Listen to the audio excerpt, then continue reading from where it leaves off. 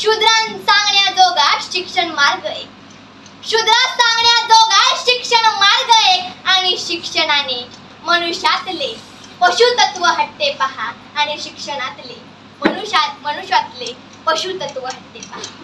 म्हणजे त्या काळी जिस देश की महिला और बहुजनों को इस वर्णवादी, इस मनुस्मृति के अनुसार, वर्ण भेद के अनुसार कुछ मनवादी लोग जानवरों से भी 72 जुल्म कर रहे थे, तो उनकी 5000 सालों की गुलामी को डॉक्टर बाबा साहब अम्बेडकर ने संविधान के माध्यम से मिटाया. हमें मान सम्मान देकर इंसान बनाया और सच्चा स्वर्ग दिखलाया.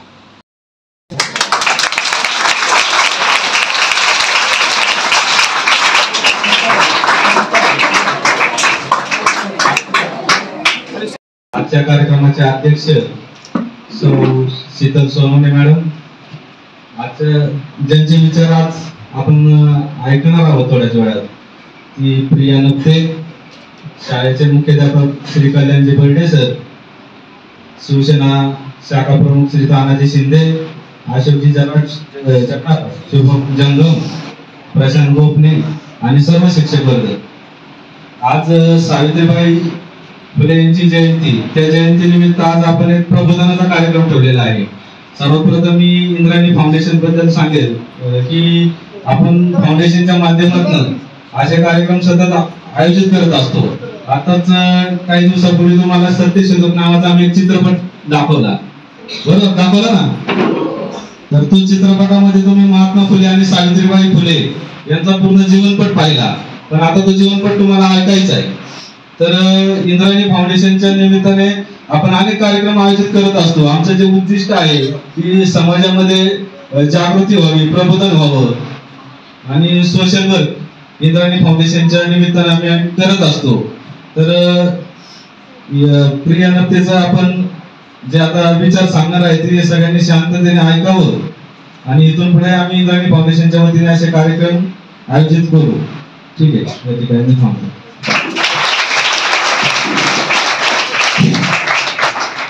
धन्यवाद.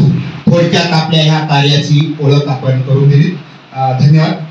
आपल्या कार्यक्रमाला लाभलेल्या अध्यक्षा, बघा अध्यक्षांनी आता या शाळेमध्ये खास वेळ काढून इथं आलेले आहेत. आदरणीय शीतल सोनवणे मॅडम, आपल्या सर्वांना ही माहिती असतील, आपल्या ह्या शिक्षकात राहिले असतील. सोनवणे मॅडम जिल्हा परिषद प्राथमिक शाळा वडगाव शिंदे येथे उपशिक्षिका म्हणून कार्य करत आहेत. SCRT पुणे येथे इंग्रजी विषयाचं प्रशिक्षण झालं शिक्षकांचं. तिथे लँग्वेज मॉडेल मेकिंग मध्ये त्यांनी सहभाग घेतला इंग्रजी विषयामध्ये. मॅडम आम्हाला माहित नव्हतं आपण इंग्लिश विषयामध्ये एक एक्सपर्ट आहात. तर मुलांना तिथे शिक्षकांचं जे प्रशिक्षण असतं त्याच्यामध्ये एक भाग घ्यायला मिळणं हे खूप मानाचं सन्मान असेल. त्याचबरोबर राज्यस्तरीय इंग्रजी विषयात शिक्षक प्रशिक्षण कमिटीमध्ये अध्यक्ष म्हणून कार्यरत आहेत. वा मॅडम, खूप आपलं कार्य भरीव आहे. आणि ही जी आपली भाषा नाही, इंग्लिश भाषा आंतरराष्ट्रीय भाषा आहे, त्या भाषेत आपलं प्रभुत्व आहे आणि त्या भाषेसाठी आपण कार्य करतात. नक्कीच ही गौरवास्पद आहे. अशा शीतल सोनवणे मॅडम आपल्याला इथे लाभलेले आहेत अध्यक्ष म्हणून. आपण या अध्यक्षांचं आता एक सत्कार होणार आहे, त्या अगोदर त्यांचं कौतुक आणि जोरदार टाळ्या वाजवा.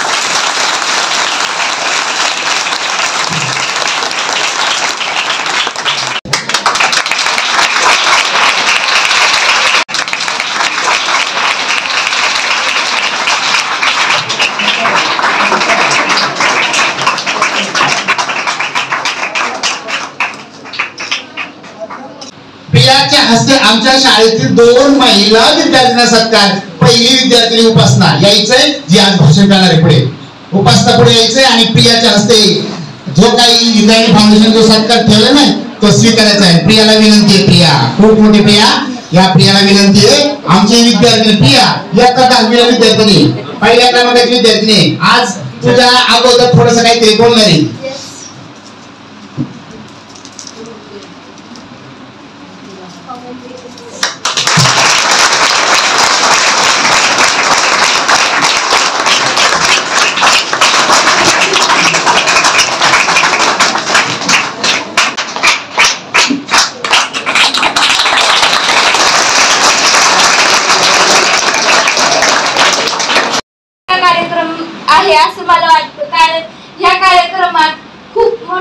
व्यक्ती आहेत, म्हणजेच की प्रिया निपटे वगैरे. मला तिचे भाषण ऐकण्याची खूपच उत्सुकता लागून आहे. तर लवकरात लवकर तिचं भाषण सुरू होईल मला असं वाटतं, म्हणून मी माझं भाषण थोडंसं आणि लवकर संपवते.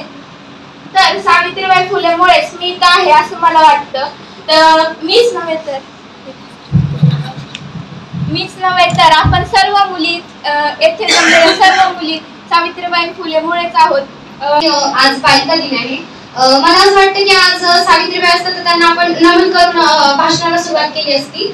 मुलं तर आहेच, पण मुलांपेक्षा पण मुली खूप चांगल्या आहेत. आणि सावित्रीबाई जर 3 जानेवारीला सावित्रीबाई जर जन्माला नसत्या आल्या तर आपण चूल आणि मूलमध्येच अडकलेलो असतो.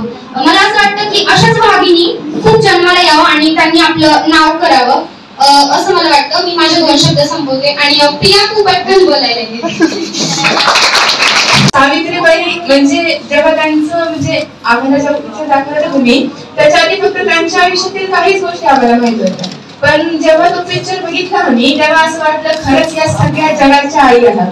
खरं तर मुलींच्या त्या एवढ्या जवळच्या आई आहेत की त्यांनी मुलींना घडवलं, त्यांना पुढे जाण्याची संधी दिली. त्यांच्यामुळे आज आपण इथे उभा आहोत हे मला सुद्धा असं खूप मनाने असं वाटतं.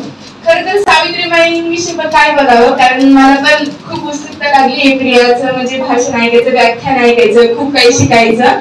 आणि खरं सांगते तुझ्या हातून मला पुरस्कार म्हणजे सरांनी सांगितलं नव्हतं आम्हाला की आमचा पण सत्कार केला जाणार आहे. तर तुझ्या हातून जो आमचा सत्कार झालाय तो आमच्यासाठी खूप अभिमानाची गोष्ट आहे. आमच्यापेक्षा लहान व्यक्तीकडून आम्हाला सत्कार झाला. तर खरं तर मी पण पटकन आवडते, पण माझे विचार थोडक्यात सांगते सगळ्यांना की सावित्रीबाईंना माझं वंदन, कारण त्यांच्यामुळे मी आज इथं आहे. जरी सगळ्या शिक्षकांनी आम्हाला घडवलंय पण इथं उभं राहण्याची संधी फक्त सावित्रीबाईंनी दिली. मोलाची गोष्ट आहे. खरं तर मला पण पुस्तकाची खूप आवड आहे वाचण्याची. तर त्या माध्यमातून मला सावित्रीबाईंचंच पुस्तक मिळालं, म्हणजे त्यांच्याबद्दल पण मला अजून जास्त ऐकायला वाचायला मिळेल. तर यासाठी खूप धन्यवाद. आणि मला इथं बोलण्याची संधी दिली त्यामुळे सगळ्यांना धन्यवाद. आठवण आलेल्या भाषेतून उपासनाने केलेला आहे आणि त्या प्रियाला तर नक्कीच आवडला असेल, सर्वांना तर नक्की आवडलं. असो आम्ही ही थोडीशी प्राथमिक स्वरूपात भाषण ठेवलेली. या अंतर्गताच्या काळामध्ये आपल्या गावच्या प्रतिनिधित्व करणारे आपल्या ग्रामपंचायत सदस्य आदरणीय अशोकराव काकडे आपलं आगमन झालं. त्याचबरोबर आपल्या सर्वांना माहिती आहे समाजामध्ये जर वेगळी क्रांती, वैचारिक क्रांती किंवा सामाजिक क्रांती घडायची असेल तर अनेक संघटना खूप अदृश्य रूपात कार्यरत असतात. आता आपल्याकडे युवक क्रांती दल, या युवक क्रांती दलाचे अनेक सदस्य आलेले आहेत. माझा डायरेक्ट परिचय नसला तरी थोडासा मी ऐकल्या स्वरूपात आलेला आहे. तर आपल्या युवक क्रांती दला राज्य संघटक आदरणीय प्रियाला आम्ही विशेष वेळ देणार आहे. तत्पूर्वी थोडस या प्राथमिक स्वरूपात थोडं पाहुण्यांचं 2 मिनिटं ऐकतो ना, आहे की नाही. आदरणीय आपल्या तळमळीचे कार्यकर्ते तानाजी शिंदे मी बोलतो एक केवळ महात्मा फुले आणि सावित्रीबाई फुले यांच्यामुळे. यासाठी आपल्या या कार्यक्रमाला प्रमुख पाहुण्या लाभल्या आहेत प्रिया नमते. या प्रिया नमते सुद्धा प्रिया नमते नसून रणरागिनी वागिनी आहे. कारण मी त्यांचं वर्षोपती भाषण ऐकलं. ते भाषण असं होतं की मला असं वाटतं की जरूर शिकण्याच्या अंगाने बोलायची असं वाटतं. प्रिया तुला जे घडवलं तुझ्या वडिलांनी, मला त्या वडिलांनी सुद्धा आपण म्हणावं. याला काहीतरी योगदान असावं ते तुझ्या वडिलांचं योगदान आहे. त्याबरोबर तुला तुझ्या आईचं पण योगदान आहे. आणि मित्रांनो, मी जास्त वेळ घेणार नाही तुमचा. शुभेच्छा द्यायला आलोय, तुम्हाला भेटायला आलोय. आमचे मित्र आहेत चव्हाण सर आणि इंद्रायणी फाउंडेशन विद्यालयाने आम्हाला फक्त बोलवलं, त्याबद्दल त्यांचे आभार. आमचे सहकारी आले सगळे. आणि महत्वाचं आज एक आनंदाचा दिवस आहे आणि ह्या आनंदाच्या दिवशी गावकरी आहेत. मला महत्वाचं वाटतं लोकप्रतिनिधी आले. कारण बऱ्याच गावात असं असतं की गावातले पुढारी मंडळी, राजकारणी मंडळी, तर त्यांना शाळेत येत नसतं. तर मला ते कौतुक वाटतं की अशा वेळेस त्यांनी येणं महत्वाचं असतं. विद्यालयाला थाप देणं, कामाला कौतुक करणं ते महत्वाचं वाटतं. आणि मला असं वाटतं की आता तुम्ही काहीतरी फिल्म बघितली ना, तर त्या फिल्म मधून बऱ्याच गोष्टी कळाल्या असतील तुम्हाला सावित्रीबाईंच्या. बालिका दिन श्री मुक्तिदीन यांच्या प्रणेत्या क्रांतीज्योती सावित्रीबाई फुले यांच्या जयंतीनिमित्त आज आपण इथे एकत्र आलेलो आहोत। या कार्यक्रमासाठी अध्यक्ष असलेले आमच्या सहकारी सोनाली मॅडम, इंद्रायणी फाउंडेशनचे सर्व सहकारी, युवक क्रांती दलाचे माझे सर्व सहकारी, त्याचबरोबर या गावचे सामाजिक कार्यकर्ते तानाजीराव शिंदे, या गावचे माजी उपसरपंच युवराज अप्पा, या गावच्या माजी उपसरपंच दीपालीताई, नेहमीच आम्हाला सहकार्य करणारे या गावचे ग्रामपंचायत सदस्य अक्षत बाबू, माझे सर्व सहकारी शिक्षक आणि विद्यार्थी मित्र, आता बऱ्याच मुलींनी आणि माझ्या सहकार्याने सांगितलं की क्रांतीज्योती सावित्रीबाईंच्या मुळे आज या मुली इथं आहेत।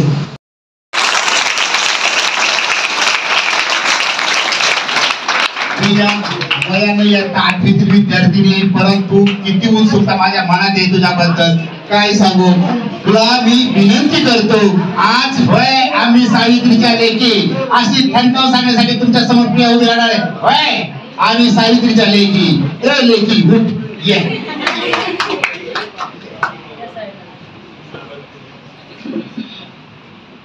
सर्वांनी खूपच कौतुक केले।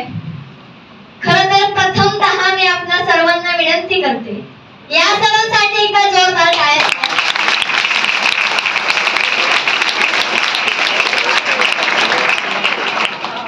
खरं तर खूप गोड पद्धतीने सरांनी मला रिक्वेस्ट केली आणि येथे मला निमंत्रित करणारे आमचे जेठार साहेब यांचं मी मनपूर्वक आभार व्यक्त करते। आमच्या विद्यार्थ्यांना झोप लागली का? नाही ना? नाही लागली। छान। खरं तर आत्ताच आपल्या मुख्याध्यापकांचं मी भाषण ऐकलं आणि मला आपले सर खूप स्ट्रिक्ट वाटले। स्ट्रिक्ट आहेत का? सर तुम्ही खूप स्ट्रिक्ट आहात असं विद्यार्थ्यांनी सांगत आहेत। खरं तर माझ्या मित्रमैत्रिणींचे मी सहर्ष स्वागत करते। आज सावित्रीबाई फुले यांच्या जयंतीनिमित्त अशा थोर महामातांना मी प्रिया नक्ते प्रथमतः विनम्र असं अभिवादन करते।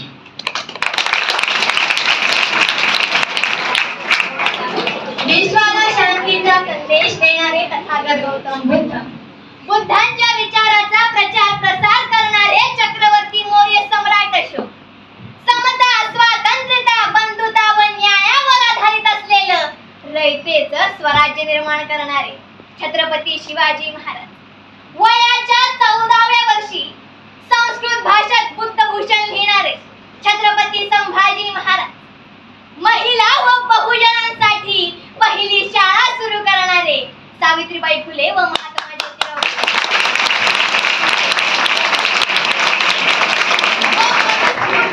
5000 वर्षाच्या गुलामीतून समाजाला मुक्त करून संविधानाच्या माध्यमातून हक्क व मानवाधिकार देणारे विश्वरत्न बोधिसत्व महामानव डॉक्टर बाबासाहेब आंबेडकर, प्रथमतः या सर्व महापुरुषांना मी प्रिया नक्ते विनम्र असं अभिवादन करते।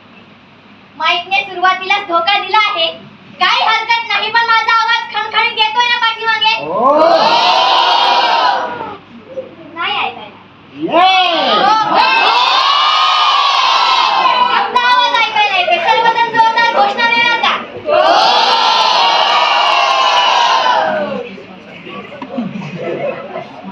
पाठीमागे सावित्रीबाई फुल्यांचा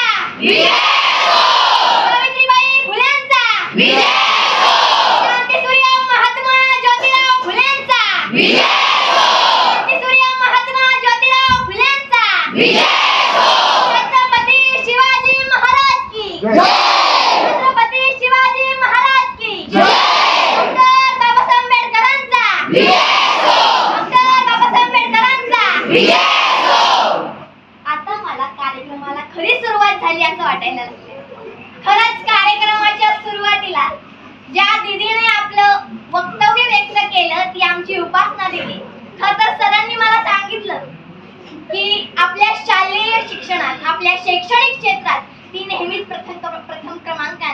खरंच तिचं देखील मी मनपूर्वक अभिनंदन करते व तुझ्या पुढील क्षेत्रासाठी, तुझ्या पुढील कार्यासाठी खूप खूप शुभेच्छा देते.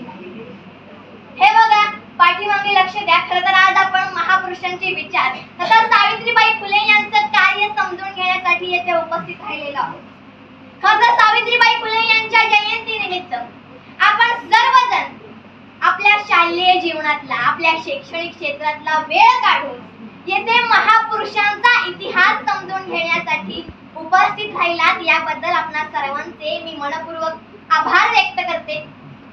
खरं तर या कार्यक्रमाच्या निमित्ताने मी आपणा सर्वांना सांगू इच्छिते, आत्ताच एक आमची दीदी म्हणाली, सोनाली दीदी, खरं तर मुलांपेक्षा मुली खूप हुशार आहेत. आज मुलांनी दाखवून द्यायचंय, मुलं देखील हुशार आहेत. दाखवून देणार ना?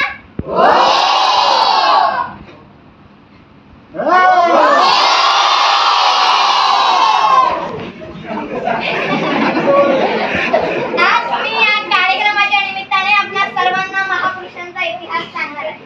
खरं तर आपल्या कार्यक्रमाच्या अध्यक्षा माननीय शीतल मॅडम खरं या खूप लांबून आलेल्या आहेत आपल्या सर्वांना येथे भेट देण्यासाठी.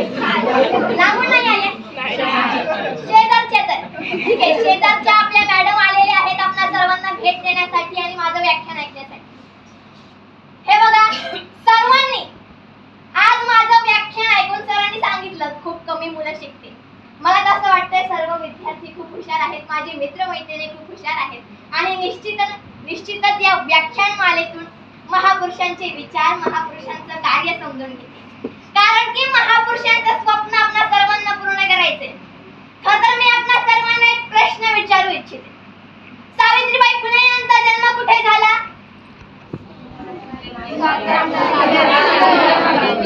त्या दिदीसाठी एकदा जोरदार टाळ्या झाल्यात. नायगाव, सातारा येथे सावित्रीबाई फुले यांचा जन्म झाला. खंडोजी नेवसे व लक्ष्मीबाई यांच्या पोटी 3 जानेवारी 1831 रोजी सावित्रीबाई फुले यांचा जन्म झाला. खरं तर नेवसे परिवार हे विचार आणि आदर्शवादी असल्याने सावित्रीबाई फुले यांच्यावर लहानपणापासूनच महापुरुषांच्या विचाराचे संस्कार होते आणि पुढे ते आपल्या स्त्री शिक्षणाची मुहूर्तमेढ करणाऱ्या सावित्रीबाई फुले झाल्या. खरं तर सावित्रीबाई फुलेंमुळे आज आपण आहोत असं बऱ्याच विद्यार्थ्यांनी आपल्या इथे मनोगत व्यक्त करताना आपल्या सर्वांना सांगितलेलं आहे. ही गोष्ट खरी आहे. सावित्रीबाई फुलेंमुळे आपण आज इथे उभं राहून आपलं मत व्यक्त करू शकतो, शिक्षण घेऊ शकतो. आज महिला प्रधानमंत्री असेल, सरपंच असेल, राष्ट्रपती असेल, कलेक्टर, डॉक्टर अशा पदव्या महिला भूषण करत आहेत. खरं ही खूप मोठी गोष्ट आहे आणि या कार्यक्रमाच्या निमित्ताने माझ्या मातेला, शिक्षणाच्या जनक क्रांतीज्योती सावित्रीबाई फुलेंना मी प्रथमतः विनम्र असं अभिवादन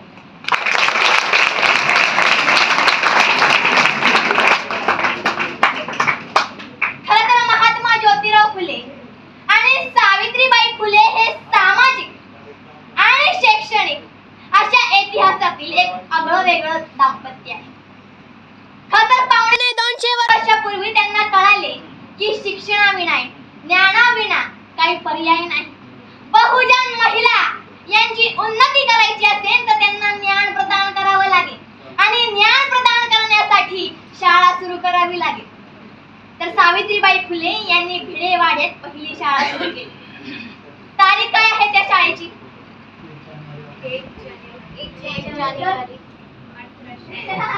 1 जानेवारी 1848 रोजी पुण्यात भिडेवाड्यात पहिली मुलींची शाळा सुरू करण्यात आली. खरं तर या पाठीमागचं एक ऐतिहासिक कारण आहे. आपणा सर्वांना प्रश्न पडत असेल की महात्मा ज्योतिराव फुले, सावित्रीबाई फुले यांनी 1 जानेवारीलाच का शाळा सुरू केली? 3 जानेवारीलाही करू शकत होते. या पाठीमागचं एक ऐतिहासिक कारण म्हणजे त्यांनी 1 जानेवारी 1818च्या म्हणजे भीमा कोरेगाव योद्ध्यांना मानवंदना म्हणून 1 जानेवारी 1848 रोजी पुण्यात भिडेवाड्यात पहिली मुलींची शाळा सुरू केली. खरं तर त्या शाळेत प्रथमतः 6 विद्यार्थिनी होत्या. 4 ब्राह्मण होत्या, 1 धनगर आणि 1 मराठा अशा 6 विद्यार्थिनी होत्या. खरं तर मनुवादी व्यवस्थेने सावित्रीबाई फुले व महात्मा ज्योतिराव फुले यांना खूप त्रास दिला, खूप छळलं. खरं तर सावित्रीबाई फुले यांनी आपल्या शिक्षणाला लक्ष द्यायचंय सर्वांनी. गप्पा तर आपण नंतर मारणारच आहोत. आपण एक छोटीशी गेम देखील घेणार आहोत, परंतु आपल्याला इतिहास देखील समजून घ्यावा लागेल. कारण की भविष्यात आपल्याला सावित्रीबाई फुले व्हायचे, महात्मा ज्योतिराव व्हायचे. यासाठी आपल्याला इतिहास देखील समजून घ्यावा लागेल.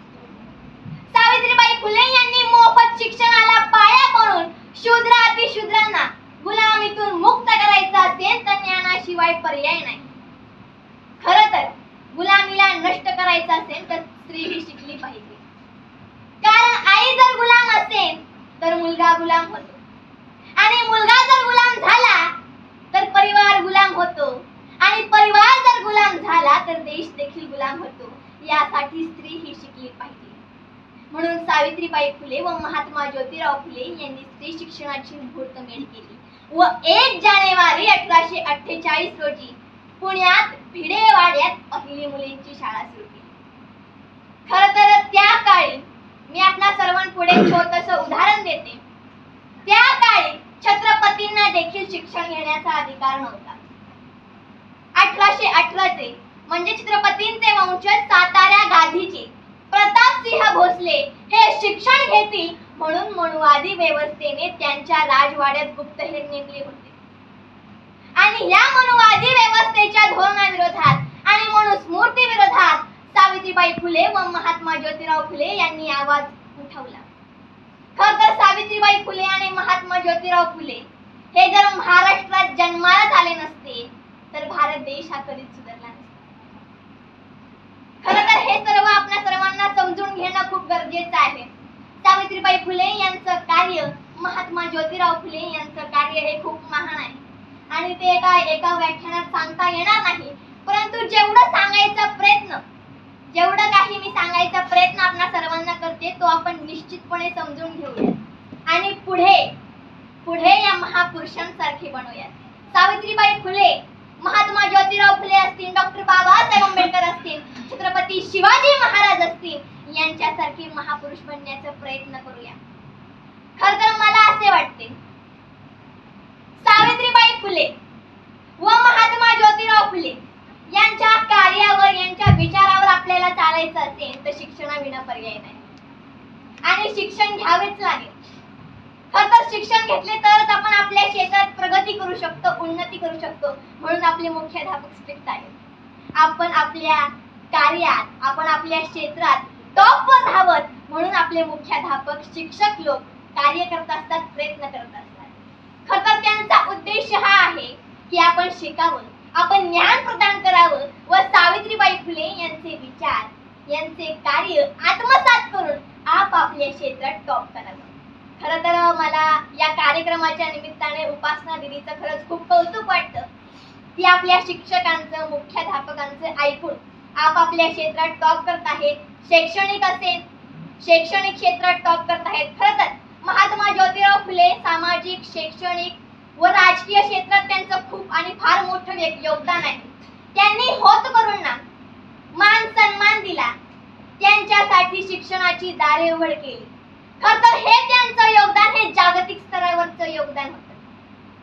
खरं तर सावित्रीबाई फुले व महात्मा ज्योतिराव फुले यांना अनेक संकटांची सामना करावा लागला. विषमतावादी व्यवस्थेने त्यांना खूप त्रास दिला, खूप छळलं, परंतु त्यांनी त्या सर्व गोष्टींना इग्नोर करून पुढे चालत राहिल्या. त्या कधीच एक पाऊल पाठीमागे हटल्या नाही. खरं तर आपल्या सर्वांना भिडेवाडा कुठे आहे हे माहिती असेल.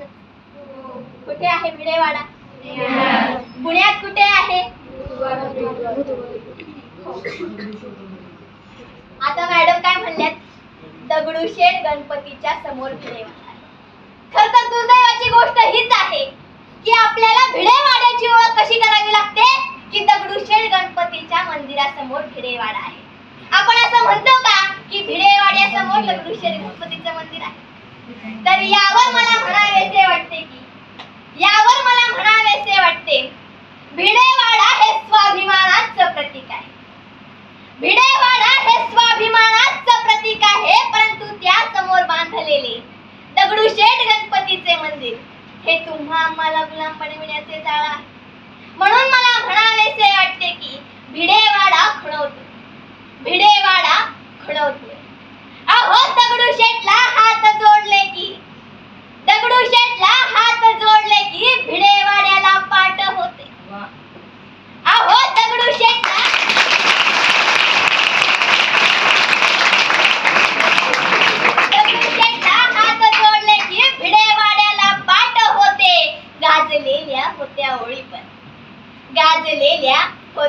पेपर त्यावरील सवाल साठ होते, सवाल साठ होते.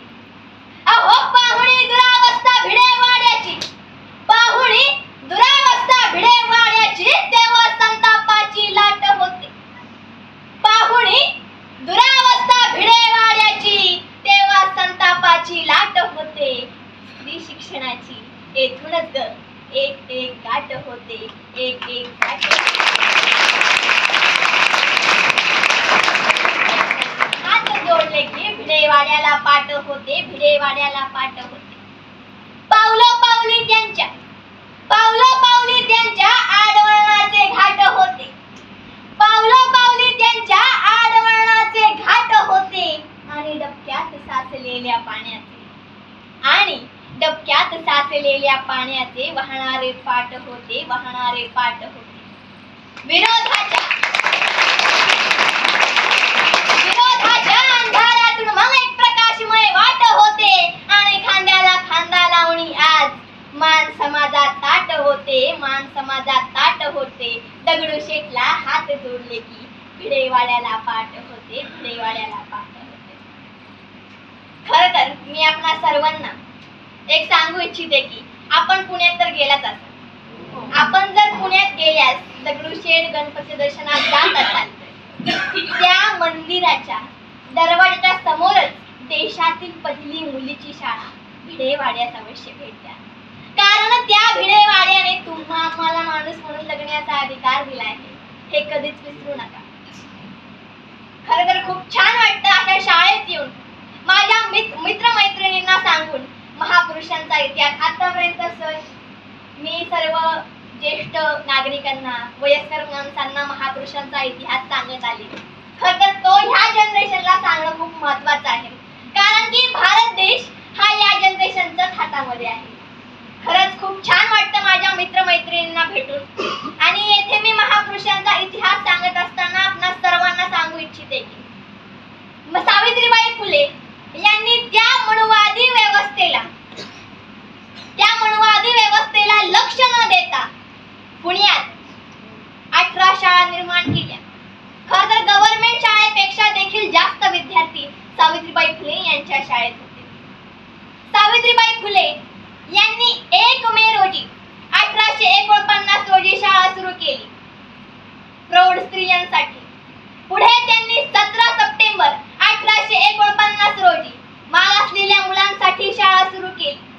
पुढे त्यांनी 1 मार्च 1851 रोजी वेताळ पेठेत शाळा सुरू केली. अशा 18 शाळा आपल्या पुण्याच्या परिसरात त्यांनी सुरू केल्या.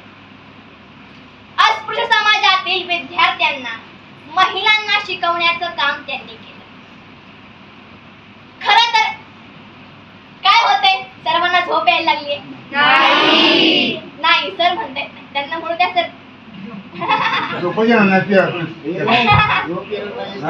तर आपण एक गेम ठेवूयात. खरं तर एक मुलींचा ग्रुप आणि एक मुलांचा ग्रुप. आता एक दीदी तर म्हणलीच आहेत की मुली खूप हुशार आहेत, मुलांपेक्षा देखील खूप हुशार आहेत. तर प्रथमतः मुलांना एक संधी देऊयात. आपण कोणत्याही 5 महापुरुषांची नावं सांगावी. कोण सांगणार मुलांमधून? मला वाटतंय मुलींचं वाक्य हे सत्य होत चाललंय. कोण सांगणार आहे? मुलापैकी उठा उठा.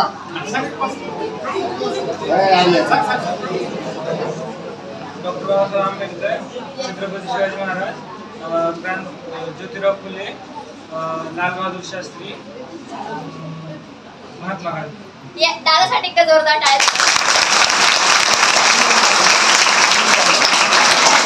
दादासाठी टाळ्या झाल्याच पाहिजे.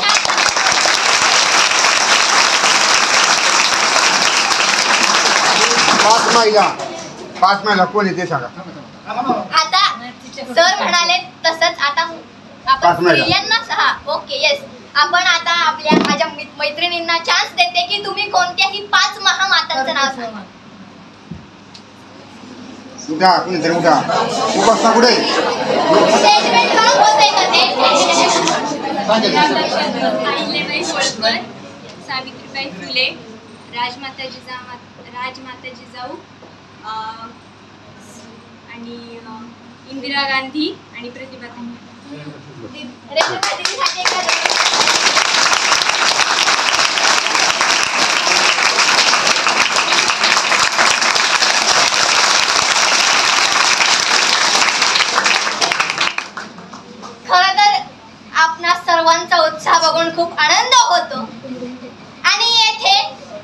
दीदीचं कौतुक देखील करते, दादाचं कौतुक देखील करते. खरं तर या विद्यालयातील सर्व विद्यार्थ्यांना महापुरुषांचं हे चोख ज्ञान आहे. खरं तर महापुरुषांचा इतिहास तुम्ही समर्पित केलेला आहे. खरं तर मी आणखीन एका शाळेमध्ये गेले होते. तिथे असलेल्या विद्यार्थ्यांना मी असेच महापुरुषांची नावं विचारली, महामातांची नावं विचारली, परंतु त्यांना काही सांगता आलं नाही. खरं तर या विद्यालयाचं मी मनपूर्वक असं अभिनंदन करते व आपणा सर्वांचं देखील अभिनंदन करते. स्वतःसाठी टाळ्या झाल्याच पाहिजे.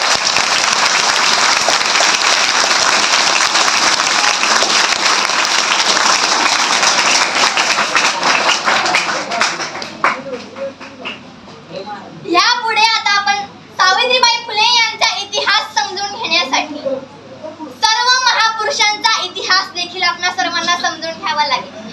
खरं तर हा महापुरुषांचा इतिहास आपण थोडक्यात समजून घेऊया. छत्रपती शिवाजी महाराज यांचा जन्म कुठे झाला? शिवनेरी किल्ल्यावर छत्रपती शिवाजी महाराजांचा जन्म झाला. त्यांच्या मातेचे नाव काय होते? आणि वडिलांचे नाव? शहाजी महाराजांचा जन्म हा वेरूळ येथे झालेला आहे. साहजिकच आहे की तेथील महापुरुषांचे म्हणजे समता, स्वातंत्र्यता, बंधुता व न्यायाची शिकवण ही शहाजी महाराजांना होती. म्हणून राजमाता जिजाऊ यांच्या पोटात जेव्हा बाळ शिवबा होते तेव्हा राजमाता जिजाऊ आणि शहाजी महाराज हे शिवनेरी किल्ल्यावर आले. कारण त्या शिवनेरी किल्ल्याच्या चौफेर बुद्धलेणी आहे. बाळ शिवबांवर समता, स्वातंत्र्यता, बंधुता व न्यायाचा प्रचार प्रसार व्हावा, प्रभाव व्हावा म्हणून ते शिवनेरी किल्ल्यावर आले होते. आणि पुढे छत्रपती शिवाजी महाराजांनी आपल्या अस्मितेसाठी वयाच्या 16व्या वर्षी तोरणा किल्ला जिंकून रयतेच्या स्वराज्याचे तोरण बांधले. खरं छत्रपती शिवाजी महाराज हे खूप ग्रेट व्यक्तिमत्व आहे. छत्रपती शिवाजी महाराज यांना देखील त्यांच्या जीवनात खूप अडीअडचणी या व्यवस्थेशी खूप झुंजावं लागलं. छत्रपती शिवाजी महाराज यांचा राज्याभिषेकावेळी छत्रपती शिवाजी महाराजांचा राज्याभिषेक कधी झाला? 6 जून 1674 ला छत्रपती शिवराय यांचा पहिला राज्याभिषेक झालेला आहे. खरं तर त्यांच्या राज्याभिषेकाला काही म्हणूआधी लोकांनी क्षुद्र म्हणून नाकार दिला. क्षुद्र हा राजा होऊ शकत नाही, त्याला आम्ही राजा म्हणू देणार नाही असा नाकार काही म्हणूआधी व्यवस्थेतील लोकांनी केला. छत्रपती शिवरायांचा राज्याभिषेक गागा भट्टाने आपल्या डाव्या पायाच्या अंगठ्याने केला आणि हा अपमान राजमाता जिजाऊ यांना सहन झाला नाही म्हणून त्या 10 दिवसातच म्हणजे 17 जून 1674 ला मृत्यू पावल्या. छत्रपती शिवरायांनी आपला दुसरा राज्याभिषेक देखील केलेला आहे. खरं तर श्रीमंत कोकाटेन सरांचं एक पुस्तक आहे, त्या पुस्तकात याचा उल्लेख केलेला आहे. छत्रपती शिवरायांनी आपला दुसरा राज्याभिषेक केलेला आहे तो म्हणजे 24 सप्टेंबर 1674 ला. शाक्य पद्धतीने त्यांनी आपला दुसरा राज्याभिषेक करून घेतला आणि संभाजी महाराज यांचा देखील राज्याभिषेक 16 जानेवारी 1681 ला शाक्य पद्धतीने झालेला आहे.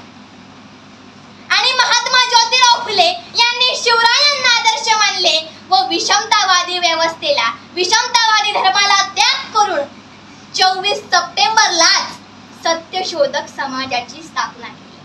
हा इतिहास आहे, हा तुम्ही आम्ही समजून घेणं गरजेचं आहे. छत्रपती शिवरायांनी खूप फार मोठं काम केलेलं आहे. आपल्याला माणूस म्हणून जगण्याचा अधिकार मिळवून दिलेला आहे आणि महात्मा ज्योतिराव फुले यांनी शिवरायांना आदर्श मानले. पुढे डॉक्टर बाबासाहेब आंबेडकर यांनी महात्मा ज्योतिराव फुले यांना आदर्श मानले. 23 सितंबर को जब मनुवादी लोगों ने बाबा साहब के आत्माभिमान को ललकारा तो डॉक्टर बाबा साहब अम्बेडकर ने एक पास के ही बगीचे के नीचे बड़ौदा में एक उदास रात बिताई. उन्होंने सोचा कि मेरे जैसे विदेश से आए हुए शिक्षित के साथ ये मनुवादी लोग ऐसा व्यवहार करते होंगे तो मेरे समाज के अनपढ़ और अशिक्षित लोगों के साथ कैसा व्यवहार करते होंगे. तो उसी पेड़ के नीचे बाबा साहब ने संकल्प किया कि मैं मेरा पूरा जीवन इस उपेक्षित समुदाय का जीवन बेहतर बनाने में लगाऊंगा. मैं उन्हें मान सम्मान दूंगा जो कि उन्होंने हमें संविधान के माध्यम से दिए। डॉक्टर बाबा साहब अम्बेडकर ने 1956 को 14 अक्टूबर को उसी धर्म को नाकार कर बुद्ध धर्म स्वीकारा। डॉक्टर बाबा साहब अम्बेडकर ने हमें समतावादी मार्ग दिखलाया। मैं आप सबको कहना चाहती हूँ कि बताना चाहती हूँ, अरे इंसान को इंसान बनाने के लिए बुद्ध ने राज्य छोड़ा।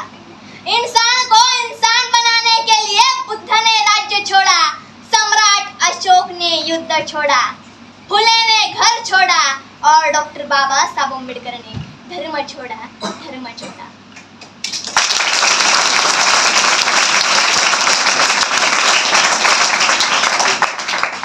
खरं तर सरांनी आपल्या सर्वांना सांगितलेलंच आहे की महापुरुष, या सर्व महापुरुषांना कोण्या जाती धर्मात विभागण्यापेक्षा या महापुरुषांचे विचार आपल्याला कसे आत्मसात करता येईल याचा विचार आपण सर्वांनी करायला हवा। या महापुरुषांचे विचार आत्मसात करण्यासाठी त्यांचा इतिहास आपल्या सर्वांना समजून घ्यावा लागेल। खरं तर विषमतावादी व्यवस्थेच्या धोरणाविरोधात जेव्हा सावित्रीबाई फुले यांनी आवाज उठवला तेव्हा आपल्या ताईंनी आपल्याला सर्वांना सांगितलेलंच आहे की विषमतावादी व्यवस्थेने त्यांच्यावर दगडफेक केली, शिव्या शाप दिले, परंतु त्या पाठीमागे हटल्या का? नाही। आवाज नाही आला। त्या पाठीमागे हटल्या नाही।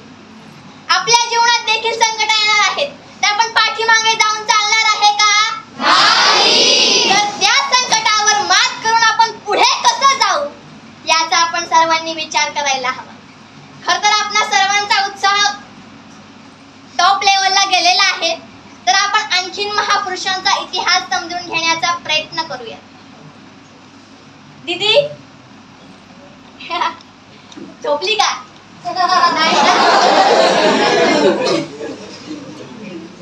खरंच त्या दीदीचं देखील कौतुक करते, ती कान देऊन आपलं ऐकत आहे। खरं तर दीदी तुझं मनपूर्वक अभिनंदन करते। तुझंच मी मनपूर्वक अभिनंदन करते। तू कान देऊन माझे विचार ऐकत आहेत, माझे विचार नाही येते, आपल्या महापुरुषांचे विचार तू ऐकत आहेत। खरंच आपल्या सर्वांचा उत्साह पाहता आपण अजून महापुरुषांचा इतिहास जाणून घेण्याचा प्रयत्न करूया। खरं तर राजमाता जिजाऊंनी जसं छत्रपती शिवरायांना घडवलं, संभाजी महाराजांना घडवलं, तसंच रमाबाईंनी डॉक्टर बाबासाहेब आंबेडकर यांना साथ दिला। सावित्रीबाई फुलेंनी महात्मा ज्योतिराव फुले यांचे विचार आत्मसात करून स्त्री शिक्षणाची त्यांनी मुहूर्तमेढ केली। खरंच फार मोठी गोष्ट आहे। आपल्या महापुरुषांनी, महामातांनी व्यवस्था परिवर्तन होण्यासाठी खूप कष्ट सोसलेले आहेत। खरं तर बाई ही शूद्र नाही तर माणूस आहे हे सिद्ध करण्यासाठी सावित्रीबाई फुलेंनी आपलं जीवन पणाला लावलं। आयुष्यभर कष्ट केले, आयुष्यभर त्या झटल्यात त्या सावित्रीबाई फुले आहेत। राजमाता जिजाऊ छत्रपती शिवरायांना घडविण्यासाठी, संभाजी महाराज यांना घडविण्यासाठी खूप कष्ट केले। त्यांना महापुरुषांचा इतिहास समजून सांगितला। तेव्हा कुठे छत्रपती शिवाजी महाराज घडले, तेव्हा कुठे छत्रपती संभाजी महाराज घडले। संभाजी महाराजांनी राजमाता जिजाऊ यांच्या शिकवणीनुसार नखशिखा, नायिका भेद, बुद्धभूषण असे ग्रंथ लिहिलेले आहेत। आणि ते ग्रंथ कोणत्या भाषेत लिहिलेले आहेत? संस्कृत भाषेत लिहिलेले आहेत। त्या काळी ही वर्णव्यवस्था अशी होती की एखादा शूद्र जर संस्कृत उच्चारेल, पाहेल, लिहेल तर त्याचे डोळे छाटले जायचे, कान कापले जायचे, जीभ कापली जायची, हाता पायाचे बोटे छाटून अंगाची साल काढून हाल हाल करून मनुस्मृतीनुसार मारण्यात यायचे। 11व्या शतकात एक मोठा हस्ती, एक मोठा व्यक्ती आपल्या भारतात आला आणि त्याने तहकीकात-ए-हिंद हे एक पुस्तक लिहिलेलं आहे। ज्या पुस्तकात त्यांनी भारतात घडलेल्या गोष्टींबद्दल वर्णन केलेलं आहे की हे मनुवादी लोक म्हणजे उच्चवर्णीयांनाच अधिकार आहे संस्कृत वाचण्याचा, संस्कृत लिहिण्याचा, संस्कृतचं उच्चारण करण्याचं, संस्कृत पाहण्याचा, पण शूद्रांना तो अधिकार नव्हता। डॉक्टर बाबासाहेब आंबेडकरांनी हीच मनुस्मृती मोडून संविधानाच्या माध्यमातून तुम्हा आम्हाला माणूस म्हणून जगण्याचा अधिकार दिलेला आहे. खरं तर या महापुरुषांचे आभार आपण मानले पाहिजे. आज येथे उभं राहून मी माझं मनोगत व्यक्त करते. प्रिया, एक मिनिट. सर, कोणतरी तिथे बोलतंय, काहीच ऐकू येत नाही. कोणतरी बोलते. बरं सर, लक्ष द्या, तुम्ही ते बसलेत. ठीक आहे, चालतंय. तुम्ही कोणती चर्चा करत आहात? मला असं वाटतंय महापुरुषांच्या विचाराबद्दलच ती चर्चा करत असते.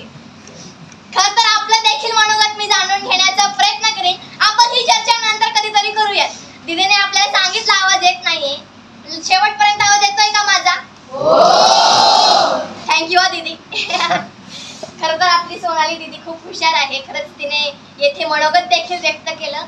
सावित्रीबाई फुलेंचा इतिहास सांगण्याचा आणि विचार जे सावित्रीबाई फुलेंचे आहेत ते पुढे कसे न्यायचे हे देखील आपल्या सोनाली दीदीने सांगितलं. तिचं देखील मी मनपूर्वक अभिनंदन करते व आपणा सर्वांना विनंती करते तिच्यासाठी एकदा जोरदार टाळ्या द्या.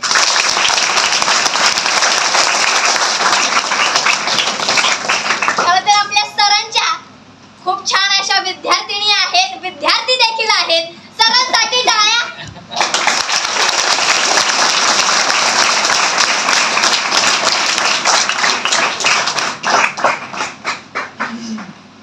तर या वर्णव्यवस्थेविरोधात, या उच्च नीचा विरोधात महात्मा ज्योतिराव फुले, सावित्रीबाई फुले या सर्व महापुरुषांची चळवळ ही एकच होती की आपल्याला माणूस म्हणून जगण्याचा अधिकार मिळवून देणे आणि व्यवस्था परिवर्तन करणे.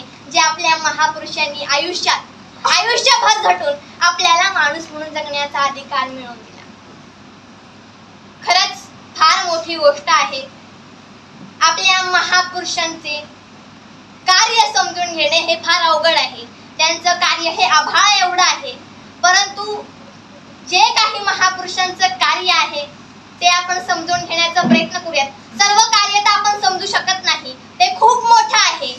त्यासाठी गाढा अभ्यास लागतो. फक्त ते एका वाक्यात एका तासात सांगता येणार नाही. त्याला 2-3 तास तरी लागतील. खरंच महापुरुषांचं कार्य हे फार मोठं आहे आणि त्यांच्या कार्याला थोडक्यात सांगण्याचा प्रयत्न मी येथे करत आहे.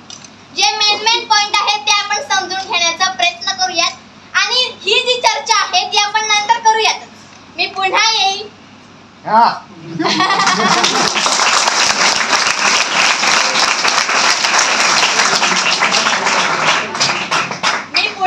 पण व्यवस्था परिवर्तनाचे विचार घेऊन येईल. खरंच हे खूप फार महत्वाचं आहे. खरं तर आजची परिस्थिती पाहता डॉक्टर बाबासाहेब आंबेडकर यांनी संविधान लिहिताना डॉक्टर बाबासाहेब आंबेडकर म्हणाले होते की मला संविधान लिहिताना जास्त विचार करावा लागला, कारण छत्रपती शिवाजी महाराज, संभाजी महाराज, डॉक्टर बाबासाहेब आंबेडकर यांनी संविधान लिहिताना हे म्हणलं आहे, लक्ष द्या. कारण छत्रपती शिवाजी महाराज, संभाजी महाराज, महात्मा ज्योतिराव फुले यांचं कार्य व विचार माझ्या डोळ्यासमोर होते. खरं डॉक्टर बाबासाहेब आंबेडकर म्हणाले होते देशातले पहिले क्षुद्र छत्रपती शिवाजी महाराज होते, कारण त्यांच्या राज्याभिषेकावेळी मनुवाद्यांनी त्यांना क्षुद्र म्हणून अपमानित केले. पुढे 3 एप्रिल रोजी कोकणस्थ मनुवाद्यांनी, मोरोपंत पिंगळ्यांनी त्यांना दुधात विष देऊन त्यांचा विश्वासघात केला. संभाजी महाराज यांनी संस्कृत भाषेमध्ये बुद्धभूषण, नखशिखा, नायिका भेद असे ग्रंथ लिहिल्यामुळे त्यांना देखील मनुस्मृतीनुसार मारण्यात आले. बहादूरगडावर त्यांचा छळ करण्यात आला. मनुस्मृतीनुसार डोळे, कान, जीभ, हातापायाची बोटे छाटून अंगाची साल काढून हाल हाल करून त्यांना मारले. कुठे? वडबुद्रुक, तुळापूर येथे. खतर या महापुरुषांचा अपमान या मनुवादी व्यवस्थेने केला. तर डॉक्टर बाबासाहेब आंबेडकर यांनी या महापुरुषांच्या अपमानाचा बदला घेण्यासाठी रायगडच्या साक्षीने मनुस्मृतीचे दहन केले. ज्या मनुस्मृतीच्या धोरणात लिहिलं होतं की स्त्रियांना शिक्षणाचा अधिकार नाही, स्त्री ही शूद्र आहे, आणि त्या मनुस्मृतीला मोडून सावित्रीबाई फुले यांनी भिडेवाड्यात पहिली मुलींची शाळा सुरू केली.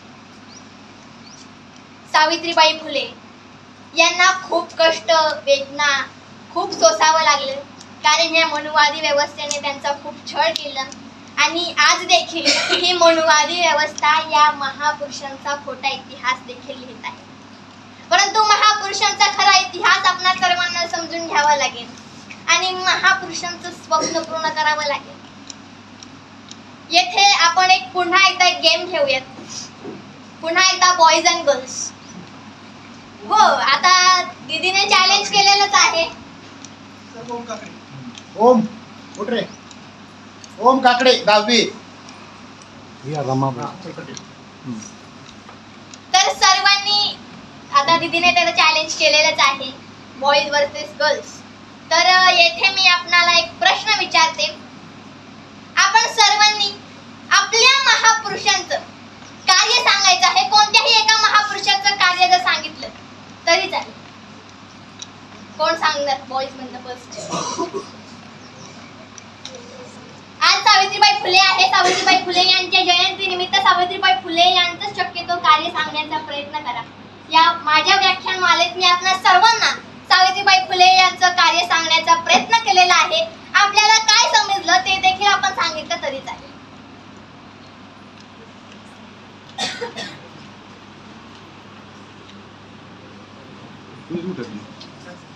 परत आर्यन दादाच.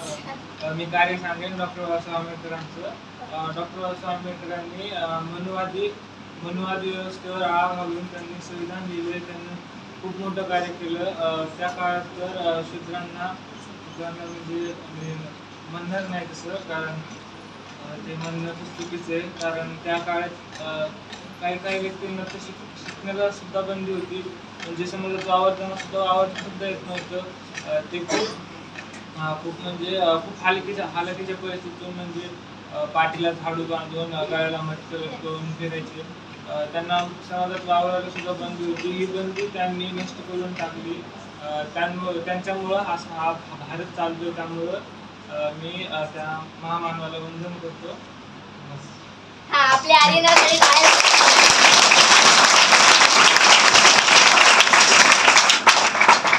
खरंच खूप महत्वाचं. डॉक्टर बाबासाहेब आंबेडकर यांनी काय केलं हे त्यांनी थोड्याच वेळ दादाने आपल्या सर्वांना सांगितलेलं आहे. आता गर्ल्सची वारी. येस. महात्मा गांधींना राष्ट्रपिता म्हणून ओळखलं जातं आणि स्वातंत्र्य लढाईच्या काळामध्ये त्यांनी खूप मोठं कार्य पार पाडलं. अहिंसेच्या मार्गाने कोणतीही हिंसा न करता त्यांनी चळवळी सुरू केल्या आणि सर्व लोकांना एकत्रित आणून त्यांनी अहिंसेच्या मार्गाने आपण स्वातंत्र्य मिळवू शकतो अशी सर्वांना पटवून दिलं. आणि जे आपली सभासद होती राज्यसभा, ती राष्ट्रीय सभा आपल्या भारताची पहिली, त्याच्यामध्ये त्यांनी नेतृत्वही केलं आणि त्यांना राष्ट्रपिता आणि महात्मा म्हणून ओळखले जाते आणि त्यांचं कार्य खूपच असं प्रेरणादायी आहे आणि आपण आणखी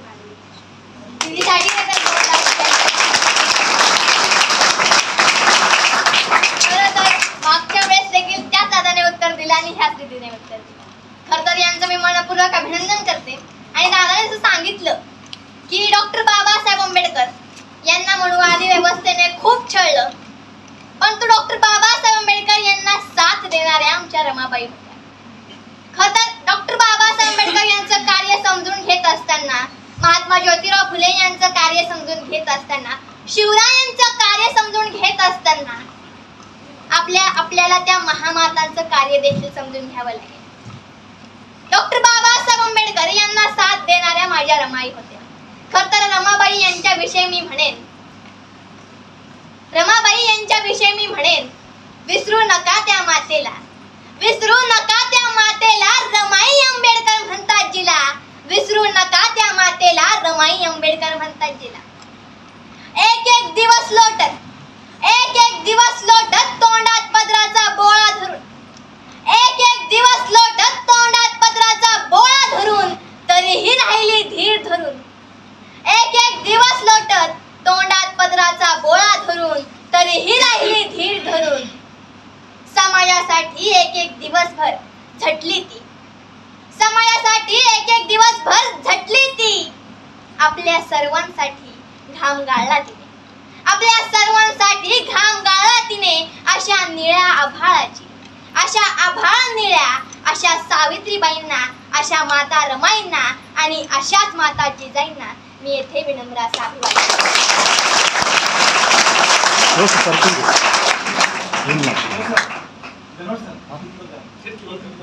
ते ऊन लागते तिला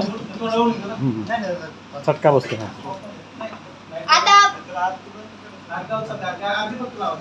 खरं तर हे ऊन वगैरे हे खूप छोटं आहे, आपल्या महापुरुषांनी सहन केलं आहे. असू द्या सर. ठीक आहे असू द्या. मोठं काम केलेलं आहे. डॉक्टर बाबासाहेब आंबेडकर यांना साथ दिलेली आहे आणि त्या जर नसत्या तर डॉक्टर बाबासाहेब आंबेडकर यांनी शून्यापासून जग निर्माण केलं नसतं. खरं तर कोण म्हणतं रमाई आपली 9 कोटीची माय आहे, रमाई 10 कोटीची माय आहे. मी म्हणते रमाई ही सर्वांचीच आई आहे. ही गोष्ट आपल्या सर्वांना समजून घ्यावी लागेल. खरं तर महात्मा ज्योतिराव फुले यांना साथ देणाऱ्या सावित्रीबाई होत्या. छत्रपती शिवरायांना महापुरुषांची शिकवण देणाऱ्या तशा जिजामाता होत्या आणि तशाच डॉक्टर बाबासाहेब आंबेडकरांना साथ देऊन प्रोत्साहन देणाऱ्या आमच्या रमाबाई देखील होत्या. त्यांचा देखील इतिहास समजून घ्यावा लागेल आणि त्याच माता रमाईला आज महिला दिनाच्या निमित्ताने, महिला मुक्ती दिनाच्या निमित्ताने विनम्र असं अभिवादन करतो.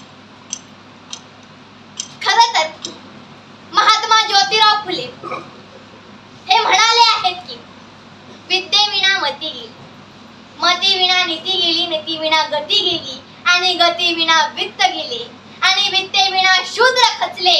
एवढे अनर्थ एका अविद्येने केले, एवढे अनर्थ एका अविद्येने केले. खरं तर आपल्या काव्य फुले या ग्रंथात सावित्रीबाई फुले म्हणतात शूद्रां सांगण्याजोगा शिक्षण मार्ग एक, शूद्रा सांगण्याजोगा शिक्षण मार्ग एक आणि शिक्षणाने मनुष्यातले पशुतत्व हटते पहा आणि शिक्षणातले मनुष्यातले पशुतत्व हटते पहा. म्हणजे त्या काळी जिस देश की महिला और बहुजनों को इस वर्णवादी, इस मनुस्मृति के अनुसार, वर्ण भेद के अनुसार कुछ मनवादी लोग जानवरों से भी 72 जुल्म कर रहे थे, तो उनकी 5000 सालों की गुलामी को डॉक्टर बाबा साहब अम्बेडकर ने संविधान के माध्यम से मिटाया. हमें मान सम्मान देकर इंसान बनाया और सच्चा स्वर्ग दिखलाया. डॉक्टर बाबासाहेब आंबेडकर यांचं महान कार्य पाहून मला येथे माझ्या मित्र मैत्रिणींसमोर म्हणावेसे वाटते की डॉक्टर बाबासाहेब आंबेडकर यांचं कार्य पाहून दीनदलितांच्या उद्धारा केले जीवाचे रान, दीनदलितांच्या उद्धारा केले जीवाचे रान. माता भगिनींना घटनेत केले माणूस म्हणून सन्मान, माणूस म्हणून सन्मान.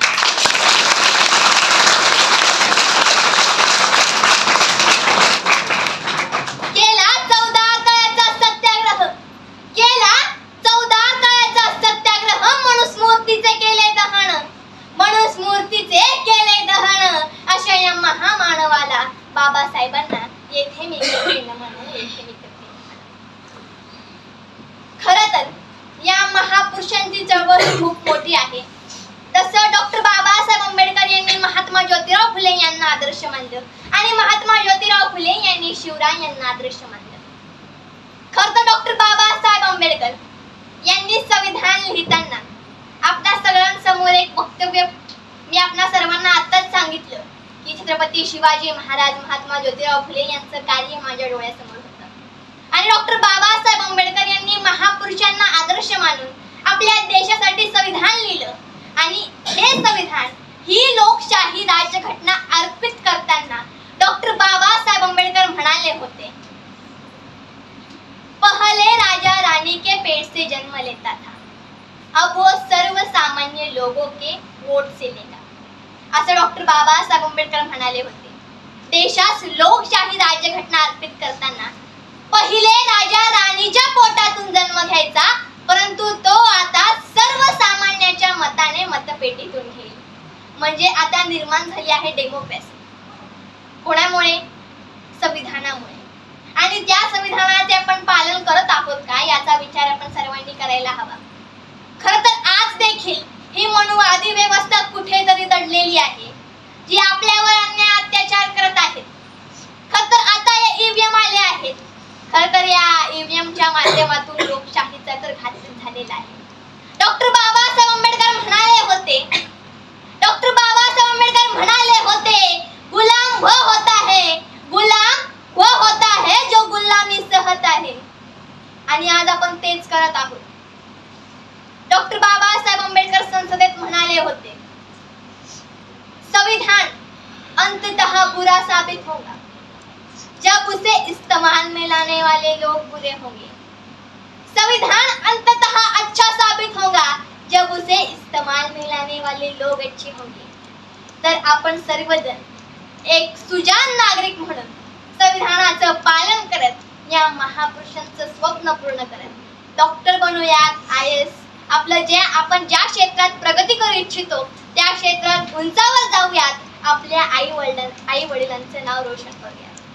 आई वडिलांचंच नव्हे तर या सर्व महापुरुषांचे नाव रोशन करूयात. यासाठी आपल्या महापुरुषांची चळवळ आपणा सर्वांना समजून घेणे, आत्मसात करणे खूप गरजेचं आहे.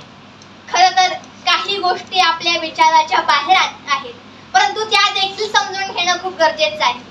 या वर्ण व्यवस्थेने जसं आपल्या महापुरुषांना त्रास दिला तसं ती आपल्याला देत आहे का याचा विचार देखील आपण सर्वांनी करायला हवा. डॉक्टर बाबासाहेब आंबेडकर यांनी संविधानाच्या माध्यमातून माझ्या माता भगिनींना मान सन्मान दिला, माणूस म्हणून जगण्याचा अधिकार दिला. आणि त्या माता भगिनी डॉक्टर बाबासाहेब आंबेडकर यांचे विचार आत्मसात करत आहेत का यासाठी मी येथे व्याख्यान देण्यासाठी आलेले आहे. खरं तर या कार्यक्रमाच्या निमित्ताने आपण सर्वांना महापुरुषांचा इतिहास सांगत असताना आपण काय करायला हवं हे देखील समजून घेणं गरजेचं आहे. खरं तर प्रथमतः आपण एक सुजाण नागरिक व्हायला हवं. आपापल्या क्षेत्रात, आपापल्या करिअर मध्ये उंचावर जाऊन, जशी आपली दीदी आहे ती देखील शैक्षणिक असेल त्या क्षेत्रात टॉपवर आहे, चांगल्या क्रमांकाने चांगल्या मार्क्सने ती टॉप करत आहेत. आपापल्या क्षेत्रात आपल्याला टॉपवर कसं जाता येईल याचा आपण सर्वांनी विचार करायला हवा. तरच आपण या महापुरुषांना अभिवादन करण्यासाठी पात्र असू असे मला वाटते. खरं तर येथे मी आप सबको बताना चाहती हूँ कि भारत का युवा आजकल के जो जेनजी जनरेशन जिसे कहा जाता है वो भारत का युवा इतना वीर है कि मंदिर मस्जिद के लिए खून तक बहा सकता है. और कायर इतना है कि आज रोजगारों के मुद्दों पर सवाल तक नहीं उठाता. एक तथ्य यह भी है कि हमारे पास राफेल है लेकिन गरीबों के घरों में राशन नहीं. आज गांव और शहर की बेटियां खेल के माध्यम से अपना नाम रोशन करना चाहती है, लेकिन सुनने में आती है उनकी सिस्कियां. अरे मणिपुर की घटना को देखा जाए तो मुझे दुखद शब्दों में कहना पड़ता है कि भारत ऐसा अकेला देश है जिस देश में मिट्टी की बनी हुई औरत को कपड़े पहनाकर देवी कहा जाता है, नमन किया जाता है और जिंदा औरत को निरस्त कर सड़कों पर घुमाया जाता है. क्या अभी भी लगता है हम स्वतंत्र है? इसी बात पर मुझे अण्णाभाऊ साठे की वो काव्य पंक्तियां याद आती है. अण्णाभाऊ साठे म्हणतात, ही न्याय व्यवस्था काही कांची रखेल झाली.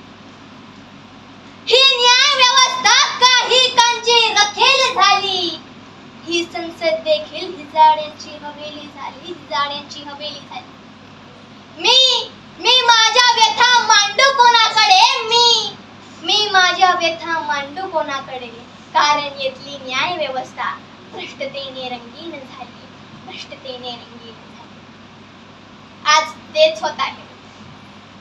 आपण महापुरुषांचे विचार आत्मसात करण्याऐवजी आपण दुसऱ्याच मार्गावर चाललेलो आहोत.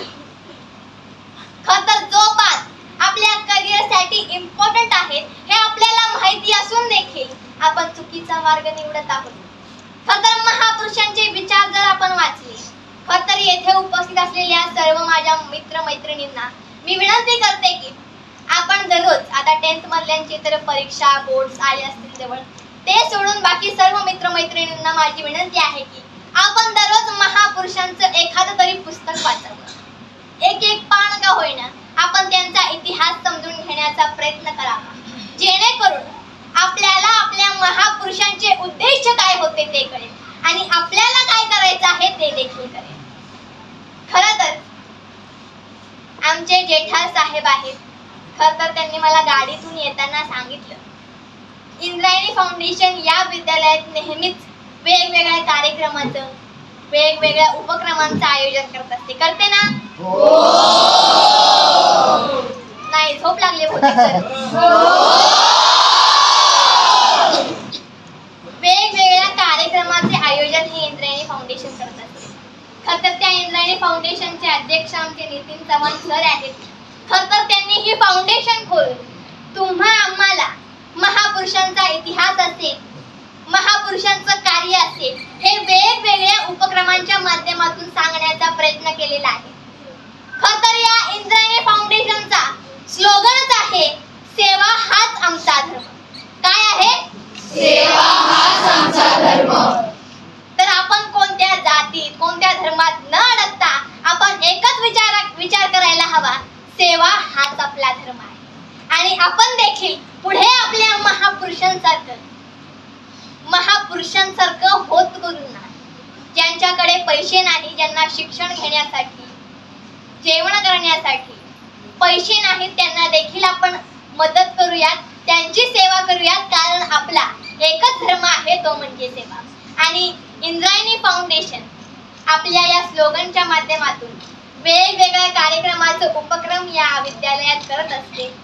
खरं तर खूप आनंद होतो जेव्हा या विद्यालयात येऊन माझ्या मित्रमैत्रिणींना महापुरुषांचे इतिहास सांगत असताना आपल्या देखील वक्तव्यातून मी देखील महापुरुषांचा इतिहास समजून घेण्याचा प्रयत्न करते. जेव्हा आपण चर्चा करतो तेव्हा आपण अजून महापुरुषांचा इतिहास और हम गहराई से समजते हैं. खरं तर मी आपल्या सर्वांना सांगू इच्छिते की माझा नेपाळ येथे, लुंबिनी येथे देखील माझं भाषण झालेलं आहे. तेथे देखील मी महापुरुषांचे विचार मांडलेले आहेत. लातूर असेल, नागपूर असेल, अशा महाराष्ट्राच्या बाहेर देखील मला बोलवणं येत असतं. तिथे मी महापुरुषांचे विचार मांडत असते. खरं तर महापुरुषांचे विचार खूप ग्रेट आहेत आणि तेच आपल्याला पुढे नेतात. आणि हेच काम इंद्रायणी फाउंडेशन करत आहेत. त्यांच्यासाठी जोरदार टाळ्या झाल्या.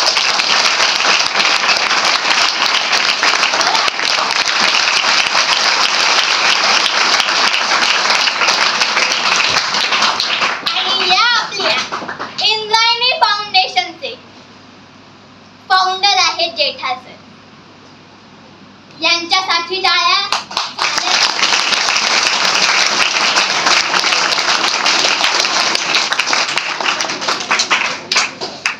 खरं तर अशा कार्यक्रमाच्या माध्यमातून ते आपल्या सर्वांमध्ये व्यवस्था परिवर्तनाचे विचार मांडण्याचा प्रयत्न करत आहेत. आणि आपण देखील सेवा हाच धर्म, हाच विचार पुढे घेऊन जाऊयात आणि होतकरूंची मदत करूयात आणि एक सुजाण नागरिक बनण्याचा प्रयत्न करूयात.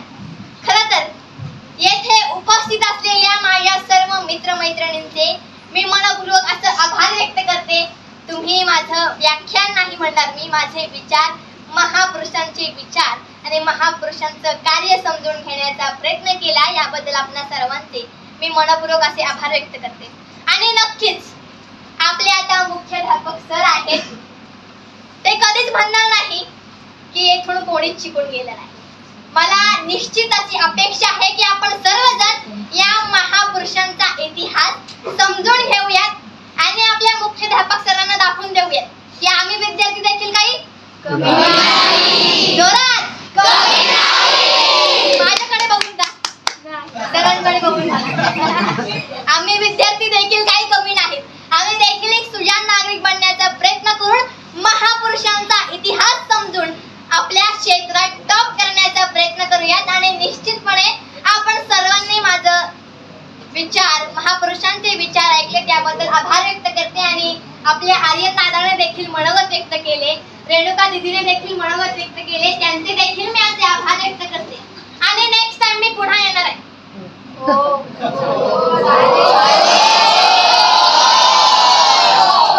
परंतु मला दोघांकडनंच उत्तर नकोय, मला सर्वांकडनं उत्तर आहे.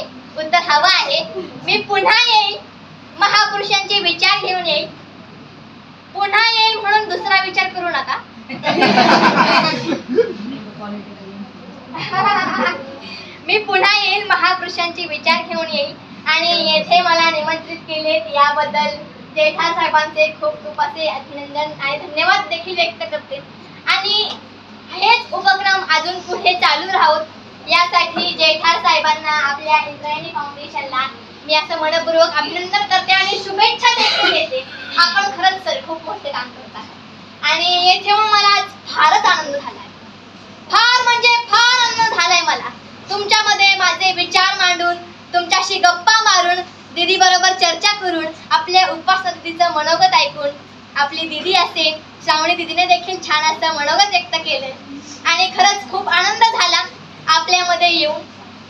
नेक्स्ट टाइम मी पुन्हा येईल आणि महापुरुषांची पुस्तकं घेऊन येईल, जेणेकरून आपण अजून महापुरुषांचा इतिहास समजून घेऊयात. आणि इंद्रायणी फाउंडेशनच्या वतीने या कार्यक्रमाचे आयोजन केले याबद्दल सर मी आपले मनपूर्वक असे आभार व्यक्त करते. आणि आपले अध्यक्ष साहेब यांचे देखील मी मनपूर्वक आभार व्यक्त करते. टाळ्या वाजल्या नाहीत ना अध्यक्ष साहेब?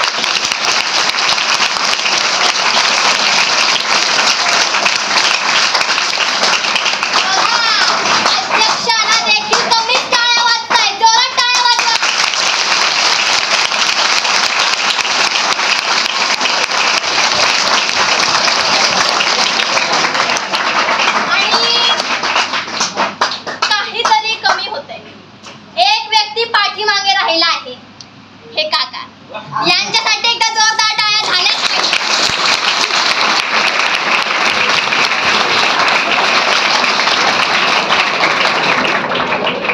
खरं तर आज या इंद्रायणी फाउंडेशनच्या वतीने झालेल्या कार्यक्रमाच्या निमित्ताने आपण संकल्प करूया की आपण एक सुजाण नागरिक बनून भारत देशाचं कल्याण करूयात आणि सेवा हाच आपला धर्म आहे हे विचार आत्मसात करूयात. आपल्या सर्वांचे मी मनपूर्वक आभार व्यक्त करते. जय ज्योती, जय क्रांती.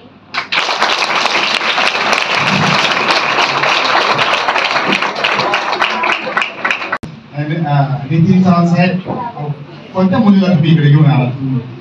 अहो, आमची खरं तर आता मरगळीची वेळ असते, परंतु काय तिने उत्साह ऊर्जा निर्माण केली. प्रिया, मी पुन्हा येईन, मी तुला पुन्हा येईन. नक्की नक्की. काय तिथे चेहऱ्यावरती एक्सप्रेशन काय होतं? प्रसन्न चेहरा, हसरं व्यक्तिमत्व, काय ती भाषेतील शुद्धता आणि काय त्या आवाजातील आरोपणा. कुणालाही तिनं असं मरगळू दिलं नाही. अरे आमच्यापेक्षाही तिनं दबाव निर्माण केला. मला वाटतं आवाज घालता काय अजिबात. खूप खूप छान प्रिया, खूप. तू आमच्या शाळेत प्रिय आहेस. फक्त आमच्या शाळेत नाही, संपूर्ण भारतात होणारे आता लुंबिनी पर्यंत झालेली संपूर्ण जगात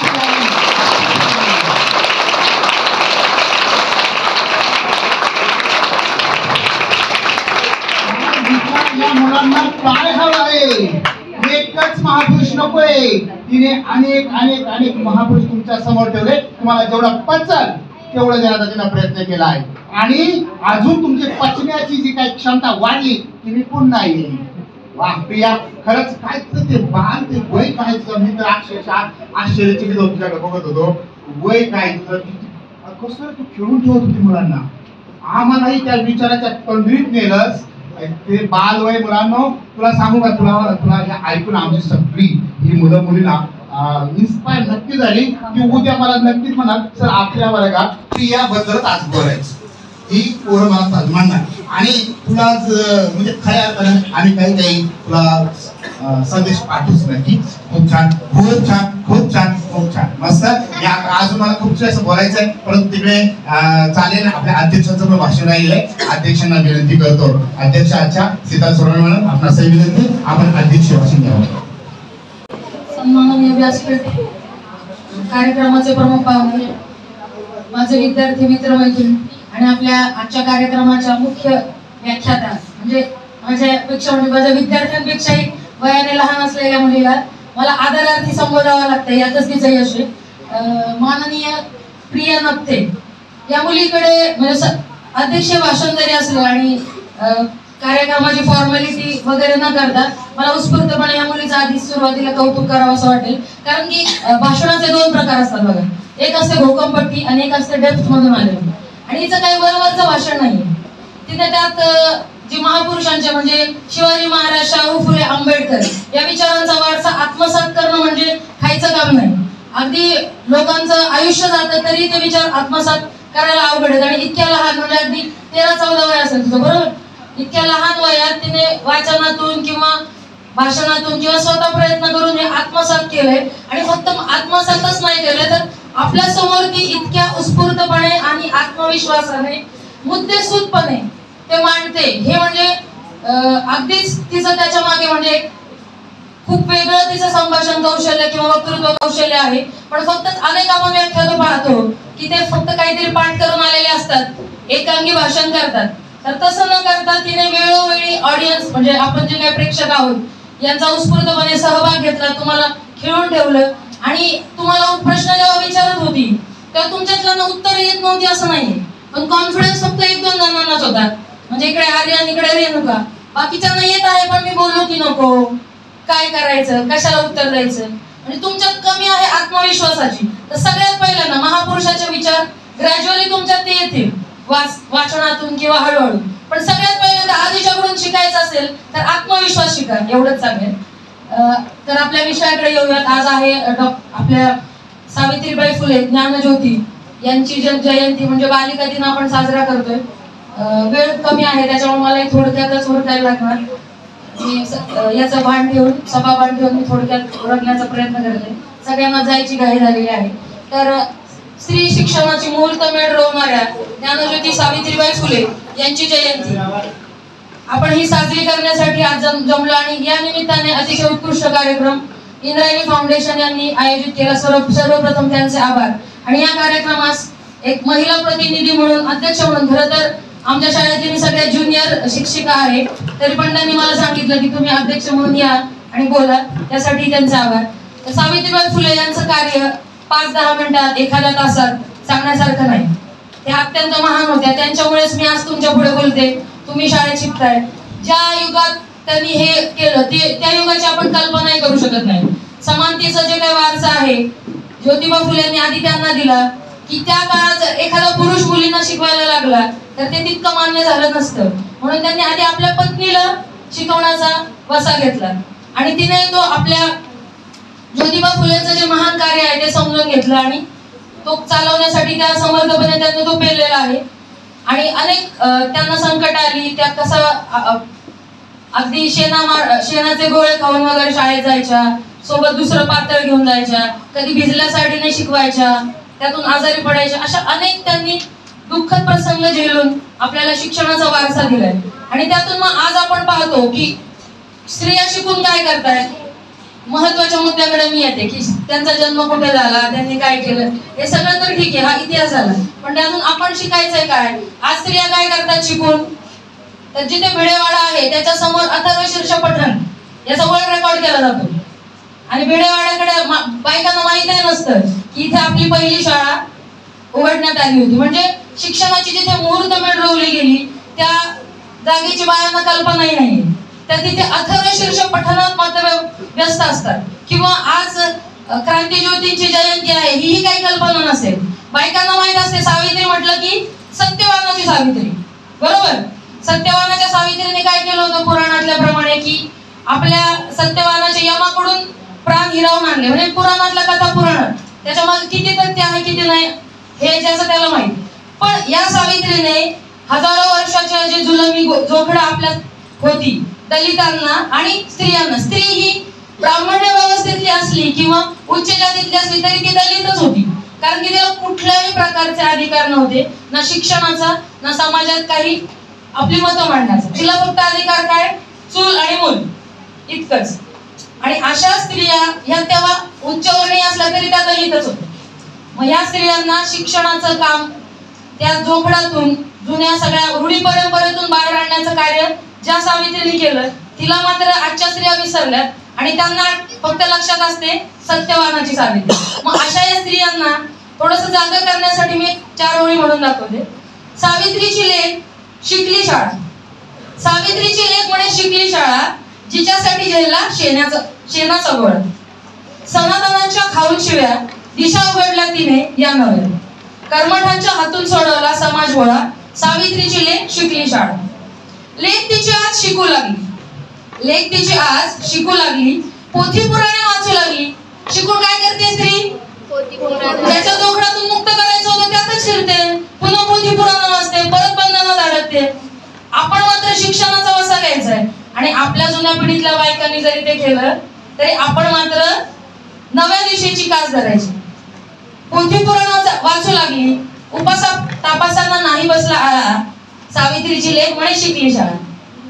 वटपुनवेला नटायची संधी, वटपुनवेला नटायची संधी, ग्रहण काळात कापायला बंदी. ग्रहणाच्या काळात अंधश्रद्धा पाळतात की नाही? तुमच्या घरी करत असतील, बरोबर ना? याच्यात किती तथ्य समजून घेतो का आपण? नाही, फक्त शाळा शिकायची. म्हणजे जर त्यातून आपल्या अंधश्रद्धेच्या पगडा जर जात नसेल तर त्या शाळा शिकण्याला काही अर्थ नसतो. धजवत नाही सोडण्या रूढींचा पिळा, सावित्रीची लेक म्हणे शिकली शाळा. डॉक्टर झाली तरी घरी विटाळ पाळते. विटाळ माहिती की नाही? अडचण आली, इकडे हात लावायचा नाही, तिकडे हात लावायचा नाही. हे आधुनिक युगात अजूनही सुरू आहे, तुमच्या घरी सुरूच असेल, बरोबर? डॉक्टर झाली तरी विटाळ पाळते, शास्त्रज्ञ झाली तरी रुद्राक्ष गळी, नाव सोनूबाई आणि हाती कथिलाचा वाळा, सावित्रीची लेक म्हणे शिकली शाळा. वास्तुशास्त्राने बदल घरात, गर्भसंस्कार चालतो जोरात, नवीन फॅशन येईल तो त्यावरच फक्त डोळा, आणि सावित्रीची लेक शिकली शाळा. नागपंचमी आणि संक्रांतीचं वाण, नागपंचमी आणि संक्रांतीचं वाण एवढ्यासाठीच का बाईचं जीवन? शिकलेली महिला बनली अहिल्याची शिळा, सावित्रीची लेक शिकली शाळा. हे स्वातंत्र्य तुझं देणं तिचं आहे, म्हणजे सावित्रीचं. उपकार तिचे आपल्याला फेडायचे आहे, उपकार तिचे आपल्याला फेडायचे आहे. साथ हवी आहे, नको फक्त कोरडा उमाळा, सावित्रीची लेक शिकली शाळा. जातीभेद आणि लिंगभेद, जातीभेद आणि लिंगभेदाची कीड आपण मारूया विषमतेची. साथ दे फुलवायला समतेचा मळा, सावित्रीची लेक शिकली शाळा. जिच्यासाठी झेलला शेणाचा गोळा, सावित्रीची लेक शिकली शाळा. तर यातून मला काय सांगायचं आहे की तुम्ही शिकून फक्त जुन्या रूढी परंपरा यांच्या आहारी न जाता आधुनिकतेची कास धरा, विज्ञानवादी व्हा, आपापल्या क्षेत्रात प्रगती करा. तरच आपण म्हणू शकतो की तुम्ही सावित्रीमाईचा वारसा चालवलाय. जर तुम्ही शिकून सवरून पुन्हा जुन्या रूढी परंपरांमध्ये अडकणार असाल तर ते काही योग्य नाही आणि आपल्याला सावित्रीमाईंना ही खरी श्रद्धांजली होणार नाही. म्हणून आपण सावित्रीची लेक म्हणून काय करायला पाहिजे तर आपापल्या क्षेत्रात प्रगती करायला पाहिजे, विज्ञानाची कास धरायला पाहिजे. आणि त्यासाठी महत्वाचं आहे आज आपल्याकडे जी आली मुलगी प्रिया, हिने सगळ्या महापुरुषांचे थोडक्यात आपल्याला परिचय करून दिला, कारण की तो फार प्रगाढ असा विषय आहे, एक तासात काय बोलता येणार नाही. पण तिने तुम्हाला एक थोडंसं इनिशिएट करून दिलेलं आहे, तर तुम्ही त्यावर अजून काम करून प्रत्येक महापुरुषांचे म्हणजे शिवाजी महाराज, शाहू फुले, आंबेडकर यांचा विचारांचा वारसा आपण पुढे चालवावा आणि यातून तिच्या भाषणातून हे शिकावं, हे आपण अपेक्षित करूया. आता जी मी कविता सांगितली ती संग्रही होती, पण आज सावित्रीमाईच्या जयंतीनिमित्त मला अध्यक्षस्थान दिलंय, तर मग मला सकाळी त्यांच्यासाठी काहीतरी माझी श्रद्धांजली म्हणून किंवा भावपुष्प म्हणून काहीतरी शब्द सुमन सुचली ती मी सांगते आणि मग तेवढ्यावर माझं भाषण थांबवते. सावित्रीबाईंचरणी माझं काव्यपुष्प. सावित्रीबाई तुम्ही नसता तर नसत्या झाल्या या लढवय्या स्त्रिया ज्यांचा आदर्श घ्यावा. सावित्रीबाई तुम्ही नसता तर नसता झाल्या या लढवय्या स्त्रिया ज्यांचा आदर्श घ्यावा. माई तुम्ही नसत्या तर नसता मिळाला हा शिक्षणाचा ठेवा. माई तुम्ही नसत्या तर नसता मिळाला हा शिक्षणाचा ठेवा. माई तुम्ही नसता तर स्त्री राहिली असती जशी फक्त अंगणी तुळस. तुम्ही नसता तर स्त्री राहिली असती जशी फक्त अंगणी तुळस. उभारता नसते आले असे कर्तृत्वाचे कळस. असतो फक्त चुली पुढे वा भरत पानवठ्यावर पाणी. असतो फक्त चुली पुढे वा भरत पानवठ्यावर पाणी. आमच्या दमनाच्या आर्त किंकाळ्या विरल्या असत्या राणी. माई तुम्ही नसता तर नसते सजले पदकांनी. माई तुम्ही नसता तर नसते सजले पदकांनी. मेरी सिंधू साक्षीचे गळे. माई तुम्ही नसता तर नसते दिसले हे विजयाचे सोहळे. तोडून परंपरेच्या शृंखला मुक्त केले आम्हाला. तोडून परंपरेच्या शृंखला मुक्त केले आम्हाला. माई तुम्ही सदैव प्रेरणादायी आम्हाला. प्रेरणादायी आम्हाला. क्रांतीज्योती सावित्रीमाईच्या विनम्र अभिवादन. आणि सावित्रीमाईंचा जो काही वारसा आहे तो शिक्षण क्षेत्रात शिक्षिका म्हणून काम करताना मला पुढे चालवता येतोय, याबद्दल मला फार अभिमान आणि आनंद आहे. आणि हा मी नक्कीच पुढे चालवत राहील. तुम्हा सगळ्यांना खूप खूप शुभेच्छा. आणि तुम्ही हा महापुरुषांच्या विचारांचा वारसा पुढे चालवावा.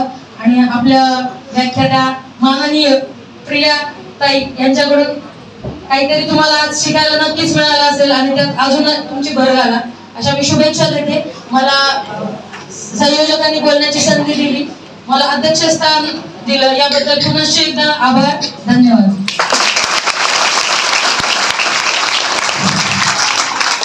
धन्यवाद अध्यक्ष.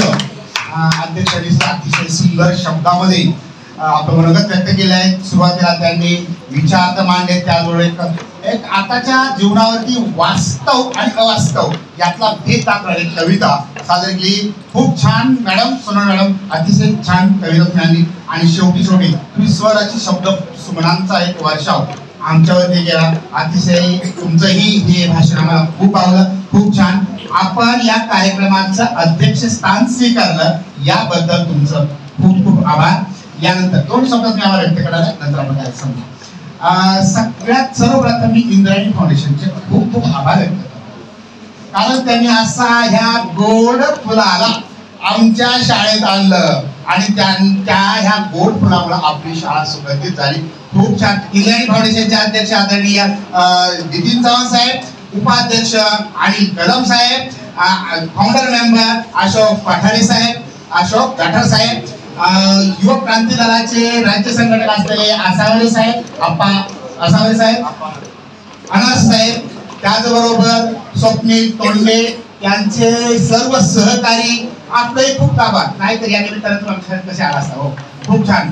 अनस साहेब आपलं ते भाषण खूप छान होतं, तर आम्हाला तुम्हाला ऐकायला आवडलं असतं, परंतु आम्हाला यांनी सांगितलं 3 वाजता कार्यक्रम करायचा. हा कार्यक्रम लांब जात होता, परंतु हरकत नाही. दुधाचे दर आम्ही ताकावर वागवतो. किंवा युवक क्रांती दल आणि इंद्रायणी फाउंडेशनचा खूप खूप आभार. त्याचबरोबर आपल्या कार्यक्रमाच्या निमित्तानं आमच्या ह्या प्रियाला घेऊन आलेले सुभाष साहेब, आपले खूप आभार. तुम्ही खूप सुंदर पुष्प घडवताय. हो, खूप घडवताय. आज जशी आमच्या ह्या परिसरातून कार्तिकी गायकवाड गेली बघा, खूप मोठी झाली. आताच ह्या परिसरामधून हे प्रियाचं फुल असं उमलणार आहे ना, तुम्हाला आता माझ्यासारखा सचिव ठेवा लागणार असो. यानंतर आमचे अध्यक्ष काणे सर, आमचे उपसरपंच आदरणीय विरोधाप्पा, आमच्या आदरणीय दीपाली ताई आणि आमच्या मुख्याध्यापक या कार्यक्रमापर्यंत हा कार्यक्रम सर तुम्ही काय करता का याही त्यांच्या ह्या हातालाही आणि सर्वांचं नाही का शुभम आभार. सर्वांचं मी पुन्हा शेता, कारण सगळे मुलं ताटकळे, सर्वांचं मी इथे आभार व्यक्त करतो. आणि हा इथे कार्यक्रम चांगला असेल आहे.